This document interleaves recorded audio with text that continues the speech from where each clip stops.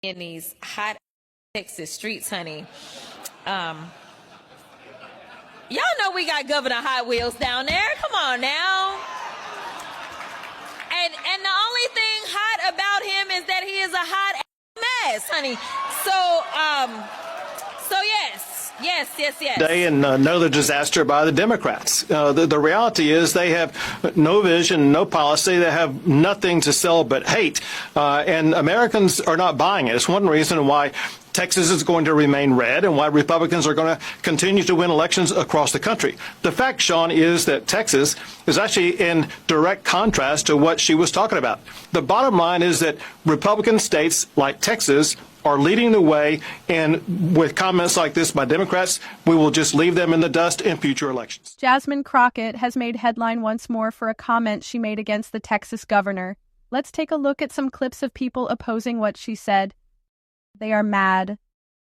Breaking news, it looks like racist Representative Jasmine Crockett just continues to embarrass herself and has sunk to a new low. Listen to what she said at literally a human rights campaign. Because we in these hot ass Texas streets, honey. Y'all know we got Governor Hot Wheels down there. Come on now. And the only thing hot about him is that he is a hot ass mess, honey. So yes. Yes, the woman who is literally speaking at a human rights campaign, supposedly standing up for people and their civil rights, is making fun of this man right here by calling him Governor Hot Wheels. And if you don't know, Governor Abbott was paralyzed at the age of 26 when an oak tree fell and crushed his spine while jogging. This woman sinks to a whole new low every single time I hear her talk.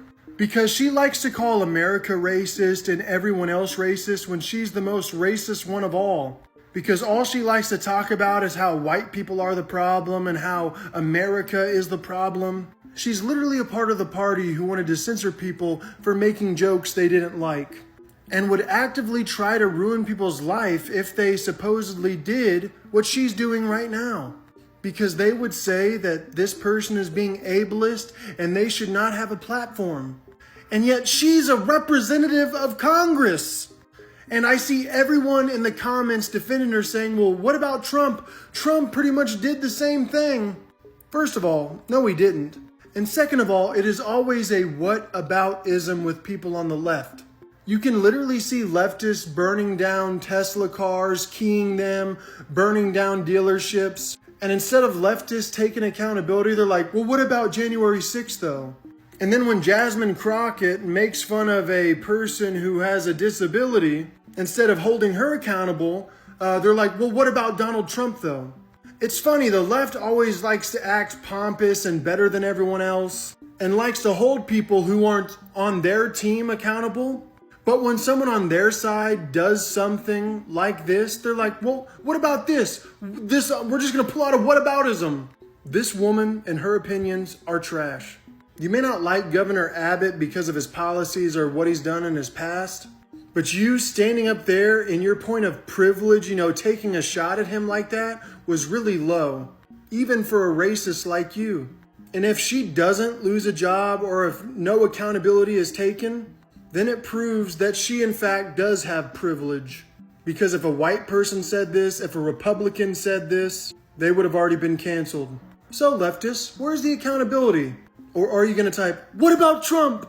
Disgusting. Abbott's policies have also been accused of catering to special interest groups rather than the needs of everyday Texans.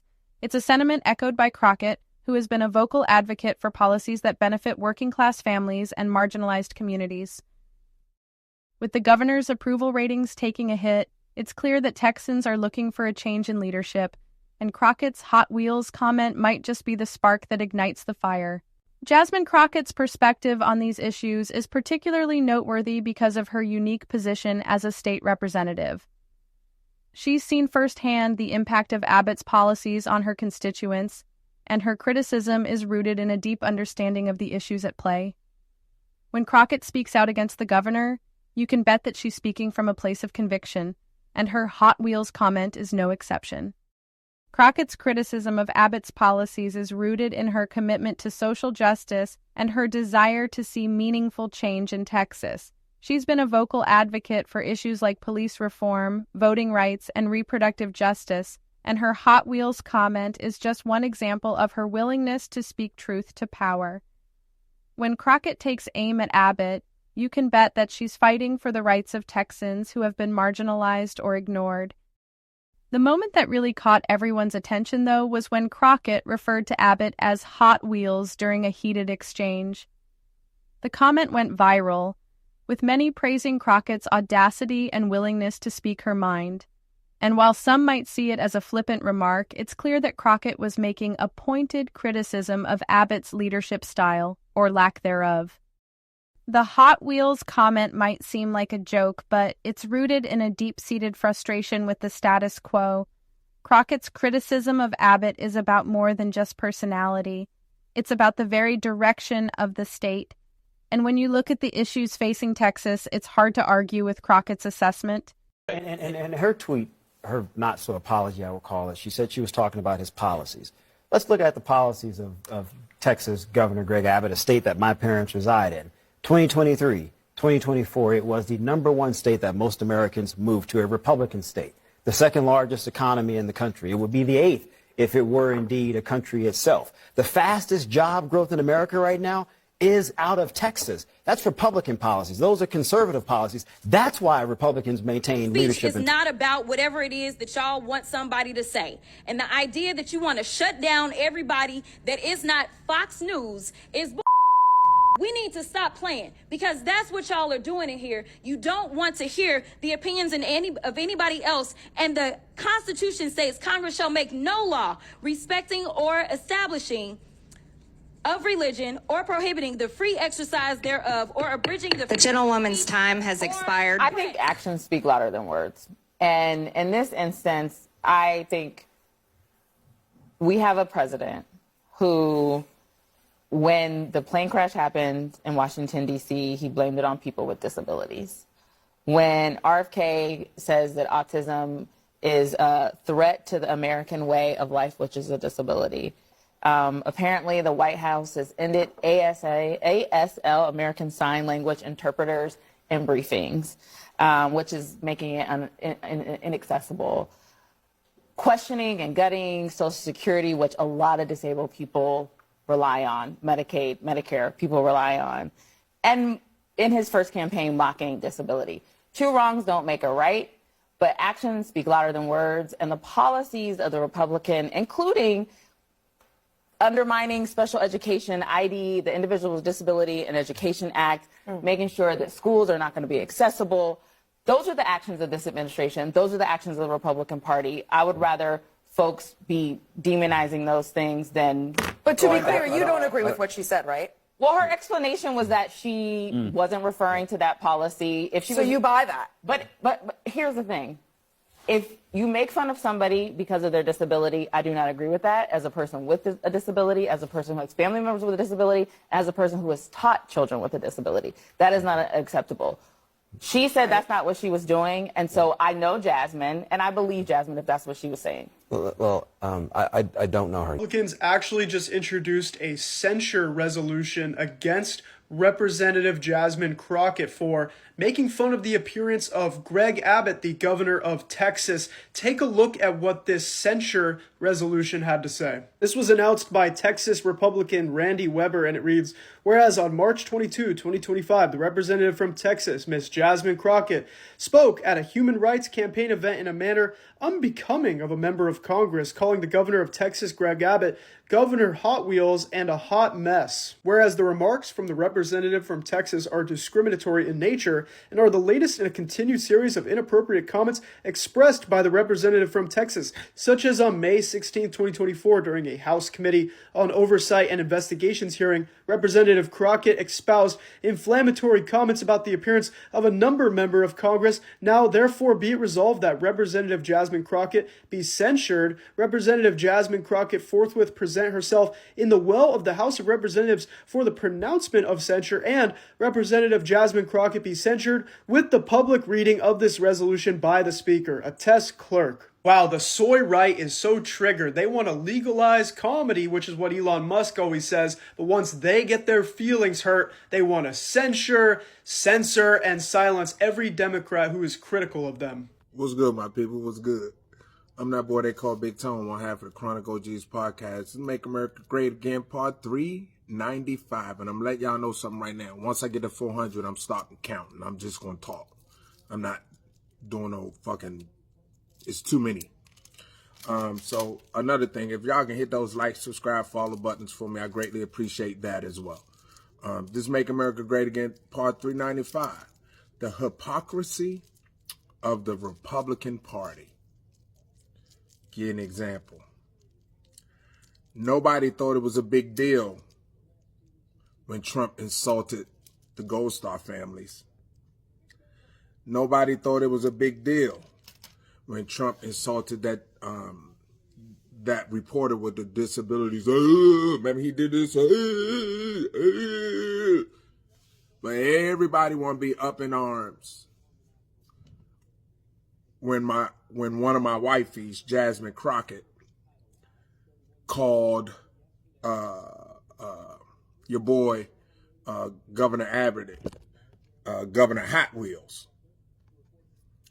So now y'all gonna go crazy about that, right? But remember, y'all ain't gonna say nothing about that. Let me tell y'all how minimal this shit is to me. And this is a true story. So a couple years ago, I coached at a middle school, Union Grove Middle School in McDonough, Georgia. So one of my players had a big brother. My player was 7th grade. His big brother was 8th grade. But his big brother had a disability, and I can't remember what the disease was, but he was wheelchair bound. He can only move like one side of his body, but he couldn't move his legs, this, that, and the other. He became our manager. He was actually a coach because he knew what he was talking. He would be like, Coach, so-and-so got 2 fouls. You got to take him out. So-and-so got 3 fouls. Take him out. Coach, maybe put him back in. Like the kid knew the game. He just couldn't play. We couldn't remember the kids' names because we had 7th grade and 8th grade, right? Myself and Coach Jack. We said, hey, one day he was working the clock for us in practice. Like, hey, Hot Wheels, put the clock on 15 minutes. He put the clock on 15 minutes. I go over to him. I said, yo, did that offend you? He said, no, Coach, I like that name. Call me Coach Hot Wheels. So my man was like, so for the last couple years, every time I see him, I'd be like, what's up, Hot Wheels? What's up, Coach T? So this 8th grader is not offended by being called Hot Wheels. Been in a wheelchair his whole life. But this grown man is going to be offended by being called Governor Hot Wheels when the whole right had nothing to say about Trump teasing that guy, marking that reporter with the disability when he did that shit. Y'all like, yeah. So, do you see the hypocrisy in that? So again, there's no statute of limitations on the bullshit. When I see the bullshit, I'm gonna call it out. It can happen today or 3 weeks from, 3 weeks ago.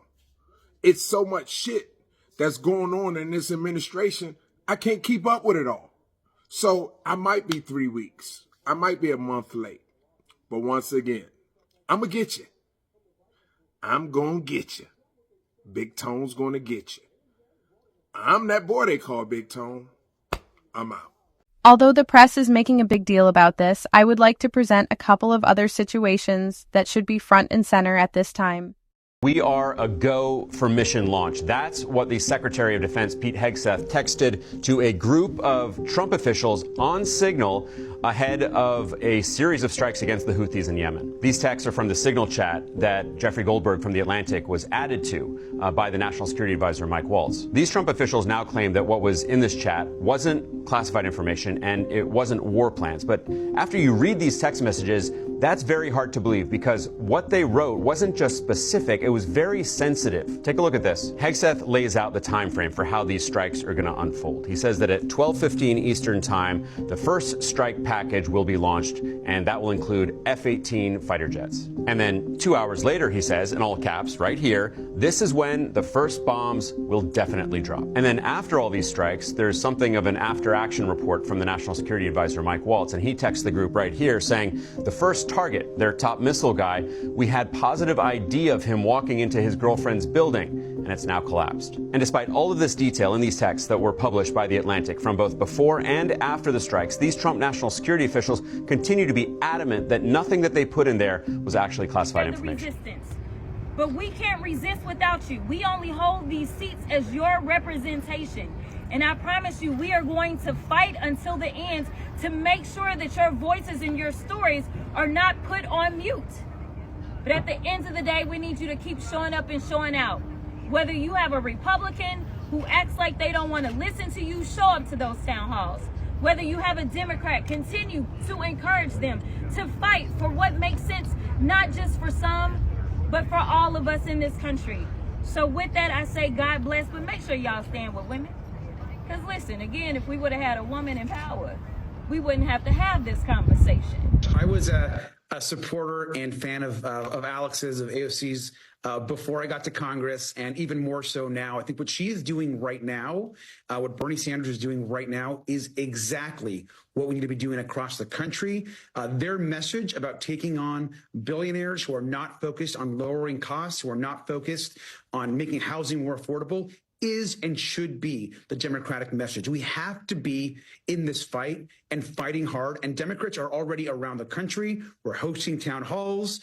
We've got town halls here back home in my district. We're going into Republican districts. So this is a time for us to be on the offense and to fight and match the energy that people have on the ground who are angry at Donald Trump and at Elon Musk, essentially trying to take away all of their earned benefits and services across the country. No. I will not support what they're calling a continuing resolution, but it's not. It actually is a surrendering of the powers of Congress to the president and Elon Musk. He does not have the power to make spending decisions. Congress does, but not if we pass the CR. This would give them 6 months to do some pretty awful things. We've already seen what they're willing to do to the Department of Education, to the VA, cancer research, and more. And now this literally gives them license to destroy, to move large money around, to punish certain states against other states. They're cutting funding to local communities. There is so much bad stuff baked into this. Congress has a job to do. We swore an oath to uphold the Constitution, not to surrender Article 1 constitutional powers to the executive. Trump and Musk, I don't want them to have more power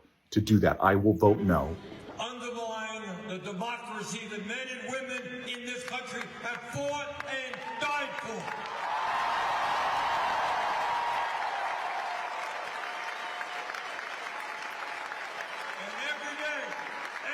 Single day, Trump and his friends are ignoring the Constitution of the United States of America. You know, when we were kids in elementary school, we read about American history and about how this government, our government was formed and the Constitution was written. I got news for you. Those guys way back in the 1790s were nobody's fools. They understood that in our Constitution and in our government, you had to have a separation of power so that no one person had it all. And then created an executive branch, a legislative branch, and a judiciary. And every day, Trump is trying to take power away from the Congress. He is trying to take power away from the judiciary. Unbelievably, when a court makes a decision, you can agree with it, you can disagree with it. Most of us thought that Citizens United decision was a horrible decision. most of us thought that the decision to override Roe v. Wade was a terrible decision. But in our form of government, you don't impeach judges for writing a decision you disagree with. In our form of government, unless you are a coward, you don't sue the media because they report on things you don't like.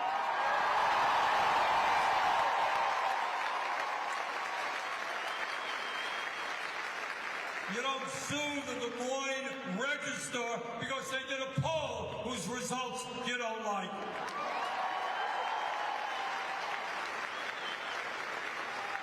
In the democratic society, we understand that criticism and debate is what makes this country great.